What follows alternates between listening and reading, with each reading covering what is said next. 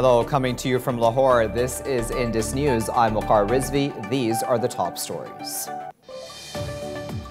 Pakistan has rejected Indian Prime Minister Narendra Modi's renewed rhetoric about aggression on the line of control. Foreign Office spokesman Mohammad Faisal said that Modi's statement was for domestic political gains. He said that such jingoistic statements served no purpose. Earlier, Modi said Indian attacks on the line of control were not enough to rein in Pakistan. The Foreign Office said Pakistan has sought dialogue with India, but it had turned down the offer.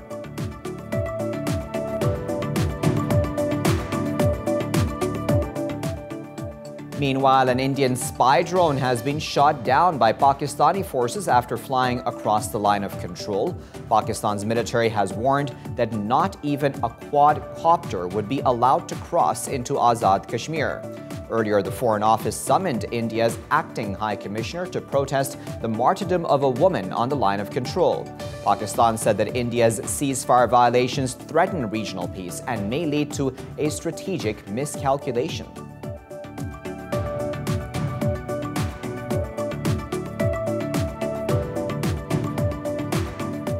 Moving on, after 2 weeks of violent protests in Sudan, 22 opposition parties have demanded President Omar al-Bashir's resignation. Opposition parties called for the formation of a transitional government.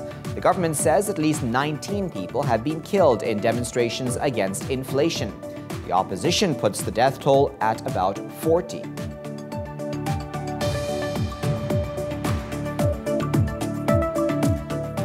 Next, the European Union and US have condemned violence and irregularities in Bangladesh's general elections.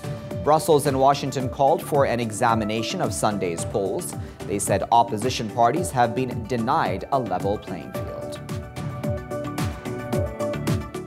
And China's President Xi Jinping has warned that independence for Taiwan would lead to disaster.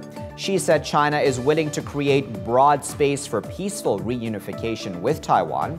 He said China retains the right to use force to prevent a Taiwanese declaration of independence.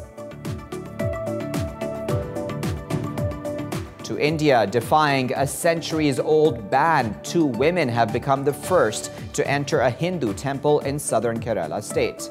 Earlier, women formed a 620-kilometer-long human chain across Kerala to call for gender equality in religious practice. The ruling BJP termed the development a conspiracy and has called for protests.